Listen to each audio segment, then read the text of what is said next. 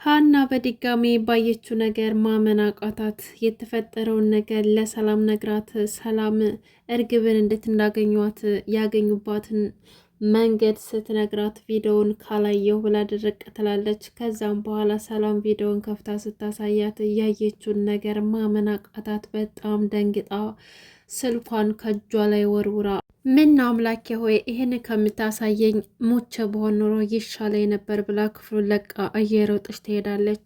እንግዲህ ጆሮ ሰላም በነገረችው መሰረት ገንዘቡን ከተቀበለ በኋላ በባለፈው ክፍል ለሀና ደውሎ የሀሴትን ፎቶ እያየች ባለ ሰዓት ነበር ደውሎ መምጣት እንዳለባትና ስለ አባቷ መነጋገር እንዳለባቸው ሲነግራት ሩጣ በድንጋጤ ወደሱ የመጣችው። ነገር ግን እኛ ያሰብነው ሌላ የሆነው ሌላ ነው። እንግዲህ ሁላችንም እንደገመት ነው የሀና አባት ድንገተኛ ህመም ገጥሞት ወደ ሆስፒታል እየገባ መስሎን ነበር። ነገር ግን ጆሮ የጠራት ገንዘቡን ሊያስረክባት ነበረ። ሀና እንግዲህ ገንዘቡን ሲሰጣት ከየት አመጣኸው እያለች በጥያቄ ታፋጥጠዋለች። እሱም ደግሞ አሁን ምንም ጥያቄ መጠየቅ እንደሌለባትና ከምንም ይሁን ከምንም ብቻ ፋዘርን ሄዳ ማሳከም እንዳለባት ነገራት። እሷም ደግሞ በደስታ ተቀበለችው። ሰላም ሰላም! ውድና የተከበራችሁ የቻናል ቤተሰቦች እንዴት ናችሁ? ደህና ናችሁ ወይ? ከኔ ጋር ሁሉም ሰላም ነው። ለዚህ ቻናል አዲስ ከሆናችሁ ሰብስክራይብ በማድረግ ቤተሰቡ ነው። እንዲሁም ነባር ቤተሰቦች እንኳን ደህና መጣችሁ። ዛሬ እንግዲህ ኖላዊ ቀጣይ ክፍልን ይዤ መጥቻለሁኝ። እንግዲህ ሀና እዛ ቤት ስቃይዋ እየበዛ ነው። ይሄ ደግሞ በእርግብ ምክንያት ነው። እርግብ እንግዲህ የቻለችውን ያክል እያደረገች ሀናን ከዛ ከቤት ለማውጣት ብዙ ነገር እየሞከረች ትገኛለች። ያው እስካሁንም ደግሞ ሀና ሌባ ናት፣ ክፍል ድረስ እየገባች ሁሌም ሰው በሌለበት ትፈትሻለች እያለች ለወይዘሮ ሜላት እንዲሁም ደግሞ ለሰላምም ነግራት ነበር። ነገር ግን ማንም ሰው አላመናትም ነበርና በአጋጣሚ ወይዘሮ ሜላት ሀናን ስታገኛት ክፍሏ ውስጥ ቁም ሳጥን ከፍታ ስትበረብር ስታያት በጣም ደንግጣ ምን እየሰራች ነው ብላ ስጠይቃት እሷም እየሰረቀች መስላት እርግብ ያለችው ነገር እውነት ነው አይደለም ልጅ አልተሳሳተችም አይደለም ብላ ስጠይቃት ምንድን ነው ያለችው እርግብ ብላ ስትጠይቃት ሀና ልሰርቅ እንደገባሽ ብላ ስትነግራት አይ እትዬ እኔ ሌባ አይደለሁም እኔ እዚህ የመጣሁት የሀሴትን ፎቶ ለማየት ነው ስለዚህ ይቅርታ አድርጉልኝ ሳላስፈቅድ ስለገባው እንጂ ልሰርቅ አይደለም ብላ ትነግራታለች። ወይዘሮ ሜላትም እና የሀሴት ፎቶ ላንቺ ምን ያደርግልሻል?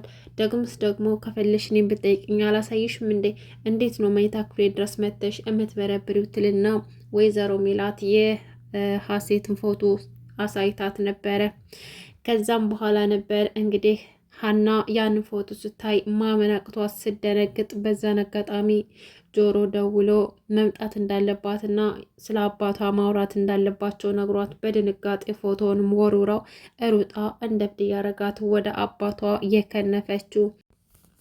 ጆሮም እንግዲህ ገንዘቡን በተባለው መሰረት ሰላም በሰጠችው መሰረት እንዲሁም ደግሞ ጓደኛውም አምጥቶ የሰጠውን ገንዘብ ለሀና ይሰጣታል። ሀናም ደግሞ ከየት አመጣው ያለች በጥያቄ ስታፋጥጠው ነበር። እሱም ደግሞ ከየት እንዳመጣው መናገር አልፈለገም። ብቻ ግን ፋዘር መታከም እንዳለባቸው ነገራትና እባክሽን ይሄን ገንዘቡ ሰጅና ፋዘር ሕክምና መጀመር አለባቸው ብሎ ያሳምናታል። ሀና ብዙ ባይዋጥላትም ነገር ግን አባቷ መታከም ስላለበት እና ጆሮም ደግሞ ልክ እንደ አባቱ ስለሚያየው ምናልባት በሆነ መንገድ አግኝቶ ገንዘብ ሰርቶ አግኝቶ ሊሆን ይችላል ብላ ስላሰበች ያንን ገንዘብ ወስዳ አባቷን መታከም እንዳለባቸው ትነግራቸዋለች። የሀና አባት ደግሞ ሲሰሙ ይሄን ገንዘብ ከየት አመጣሹ? ለእኔ መታከም የሚሆን ገንዘብ ከየት አምጥተሽ ነው እያሉ በጥያቄ ያፋጥጧታል። ያው አባት ስለሆኑ ለእሳቸው መታከሚያ ብላ ራሷን አደጋ ላይ የጣለች ወይ ደግሞ በወንዶች የሆነ ነገር የደረሰባት መስሏቸው በጣም ተጨንቀው ሲያስቡ ነበረ። ነገር ግን ነገሩ እንደዛ አይደለም። ከጆሮ የመጣ ገንዘብ ነው ብትላቸው ምናልባት ጆሮ ሰርቆ ነው ብለው ስለሚያስቡ ሕክምናውንም አልጀምርም ብለው ቢሉ ነበር። እሷ ግን መናገር አልፈለገችም። ብቻ አንድና አንድ ሀሳቧ አባቷ ሕክምና መግባት እንዳለባቸው ነው ያመነችው። እናም ያንን አድርጋ አባቷን እንደምንም አድርጋ ሳመነቻቸው። አባቷ እንግዲህ ምንም ሰላም ባይሰማቸውም ነገር ግን ከመቀበል ምንም አማራጭ የላቸውም። እንግዲህ ወይዘሮ ሜላት ደግሞ የተፈጠረውን ነገር ሁላ ለሰላም ነገረቻት። ሀና ክፍሏ ገብታ ስትበረበር እንዳገኘቻትና ለምን ብዬ ስጠይቃት ደግሞ የሀሴትን ፎቶ ፈልጌ ነው ማየት ስለፈለግኩኝ ነው ብላ ነገረችኝ። ነገር ግን የሀሴት ፎቶ ለሀና ምን ሊሰራላት ነው እያለች ለሰላም ነገረቻት። ሰላም ደግሞ የሰማችውን ነገር ማመን አቅቷት ምን እማዬ ምን እያልሽ ነው? የሀሴት ፎቶ ደግሞ ለሀና ምን ያደርግላታል? ለምንድን ነው የፈለገችው ብላ ብጠይቃትም መልስ አላገኘችም። እና ሰላም ይሄ ነገር ጥያቄ ሆኖባታል። ለምንድን ነው ሀና የሀሴትን ፎቶ እየፈለገች አለችው? በዛ ላይ ደግሞ የሰሞኑ ሁኔታዋ ተጨማምሮ ግራ ጋብቷቸዋል። እንግዲህ ሁሉንም ነገር እጠይቃታለሁ ብላ አስባለች። ሰላም ምንም እንኳን ጓደኛ ለመሆን ብትሞክርም ሀና ግን ግልጽ አይደለችም። ሁሉን ነገር ማውራት አትወድም። እንኳን አይደለም ለሰላም ለምትወደው አባቷ እንኳን ምንም ሚስጥር አትናገርም። ዝም ያለች ናት። ሁሉን ነገር በውስጧ ነው የምትይዘውና ሰላም ይህን ነገር ስታይ ግልጽ ሳትሆንላት ስትቀር በቃ እኔ ለጓደኝነት ብቁ አይደለሁም እያለች ውስጧ ትቀየማለች። ነገር ግን ምንም ቢሆን መውጫ አታጣም። ሀና ሁሉን ነገር ግልጥ አድርጋ አትናገርም። ከዛም በኋላ እንግዲህ ያው ሀና እቤት መጣችና ለወይዘሮ ሜላት አባቷ ሕክምና መጀመር እንዳለባቸውና ገንዘቡ ቢያንስ በግማሽ እንኳን እንዳገኘች ነገረቻት። ወይዘሮ ሜላት ደግሞ ሀንዬ ቆይ አባትሽ ምን ያክል ገንዘብ ነው የሚፈልጉት? እስከ ስንት ብር የተጠየቁት ብላ ስጠይቃት ሀናም ደግሞ አባዬ የተጠየቀው እስከ 400 ሺህ ብር ነው። ቢያንስ አሁን ግማሹን ስላገኘሁኝ መጀመር አለበት ሕክምናው ብላ ስነግራት ሀንዬ አሁን ምነገርሽን ስሚኝ፣ በእኔ በድርጅቴ በኩል የአባትሽ ሕክምና መሸፈን አለበት። ምናልባት የገንዘብ እንደሚበዛብሽ አውቃለሁ። ነገር ግን የአባትሽ ሕክምና ተጀምሮ ከሚያቆም በእኛ ድርጅት በኩል ይለቅና ሁሉን ነገር ወደፊት እናየዋለን ብላ ሀሳብ አመጣችላት። ሀና ደግሞ አባቷ እንዲታከምላት ብትፈልግም ነገር ግን ሰው ማስቸገር አልፈለገችም። አረትዬ ይሄ እኮ ችግር የለውም ምንም አስፈላጊ አይደለም አለቻት። ሀንዬ እንግዲህ እኔ የምነግርሽን ነገር ስሚ አለችና ሀናም ደግሞ ምንም አማራጭ ስለሌላት አባቷ እንዲታከምላት ስለፈለገች ፍቃደኛ ሆነች እና ወይዘሮ ሜላት የሀናን አባት ሆስፒታል ወስደው ሕክምናቸውን እንዲጀምሩ አደረጉ። አቶ ኖላዊ ደግሞ የልጃቸው ነገር በጣም እያሳሰባቸው ነው። ሰላምና ጆሮ ደግሞ ስልክ እያወሩ በስልክ ብዙ እየተቀራረቡ ነው። መጨረሻቸውስ ምን ይሆን? እንግዲህ የሀና አባት ደግሞ ጆሮ ቤት ይዟቸው ከተመለሰ በኋላ እኔ ምልህ አሴር የሀና አለቃ ግን ፊቱ አዲስ አልሆነብኝም። የሆነ ቦታ ማቃት ይመስለኛል፣ ግን የት እንደማቃት አላውቅም አለ። እንግዲህ የሀና አባት የሀናን አለቃ የሚያውቋት የወይዘሮ ባዩሽ ጓደኛ ስለሆነች የሀና አባት ደግሞ የወይዘሮ ባዩሽ የድሮ ባሏ ነበረ። ልጅ ስላልወለዱ ብቻ ተፋታ ትታው ሄደችው ሴትዮ ናት። አሁን ላይ የሀናን ሕይወት ምስቅልቅል እያደረገች ያለችው የወይዘሮ ሜላት ጓደኛ ባዩሽ ተብዬዋ ወይም ደግሞ እርግብን ያመጣቻት የድሮ ባለቤታቸው ነበረች። ለዛም ነው አሁን ላይ ውስጥ አዋቂ ስለሆነች ሕይወታቸውን እያመሰቃቀለችው ያለችው።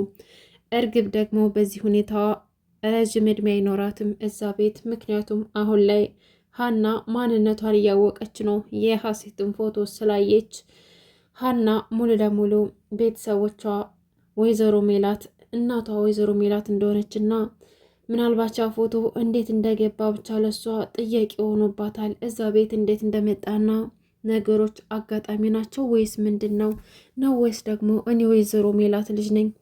ቆይ እኔ የትዬ ልጅ ነኝ እንዴ? ይሄ እንዴት ሊሆን ይችላል? እያለች ራሷን ትጠይቃለች። ወይዘሮ ሜላትም ደግሞ የሀና አባት አዲስ እንዳልሆነባት ጠየቀቻት። ግን እኮ ሀንዬ አንቺ አባትሽ ናት መስሊም። በፍጹም አባትሽ ምናልባት ህመማቸው አድክሟቸውና እድሜያቸውም እየገፋ ስለሆነ ተቀይሮብኝ እንደሆን እንጂ ምናችሁም እኮ አትመሳሰሉም ስትል ሀናም ደግሞ እንደዛ ነው እንዴ? ምናልባት በእናቴ ወጥቼ ይሆናል አለቻት። ወይዘሮ ሜላትም አዎ ሊሆን ይችላል አለቻትና አሁን ሂዳ ሰላምን እንድትጠራላት ነገረቻት። ከዛም በኋላ እንግዲህ ሀና ወደ ሰላም ጋር ሂዳ መምጣት እትዬ ይፈልጉሻል ብላ ነገረቻት። ከዛም በኋላ እኔ ምልሽ ሀናዬ አለች ሰላም። እማዬ እኮ ነግራኛለች ክፍሏ ገብተሽ የሀሴትን ፎቶ ስትፈልጊ እንደነበርና እሷም ስታሳይሽ ደግሞ በጣም እንደደነገሽ ነግራኛለች።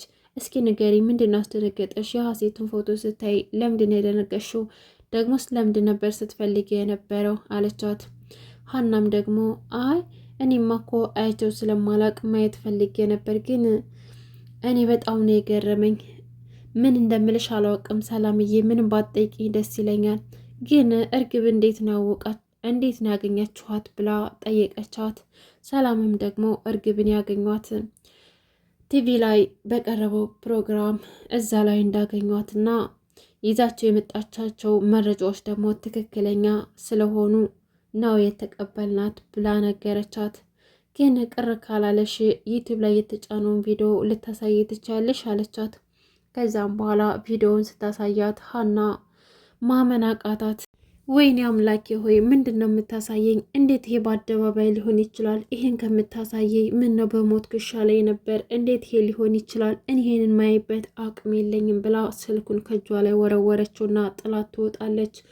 እንግዲህ ሀና ምን አጋጥሟት ነው? ያንን ቪዲዮ ስታይ መስቀሏንና ፎቶዋን አይታ ነው ወይስ ደግሞ ሌላ ነገር አይታ ነው? የተፈጠረው ነገር ለሁላችንም ግራ አጋብቶናል። ሀና በጣም ደንግጣ ነበረ። የሀና ማንነት ግልጽ መውጣት አለበት። እናትና ልጅ መታወቅ አለባቸው። ውድና የተከበራችሁ ለዛሬ ያስኩላችሁ ይሄን ይመስል ነበረ። በቀጣይ ቪዲዮ እስከምንገናኝ ድረስ በያላችሁበት ሰላማችሁ ብዝት ይበልልኝ። ለዚህ ቻናል አዲስ ከሆናችሁ ሰብስክራይብ ማድረጋችሁ እንዳትረሱ። አመሰግናለሁ። በያላችሁበት ሰላማችሁ ብዝት ትረፍ ይበልኝ። መልካም ጊዜ ተመኘውላችሁ።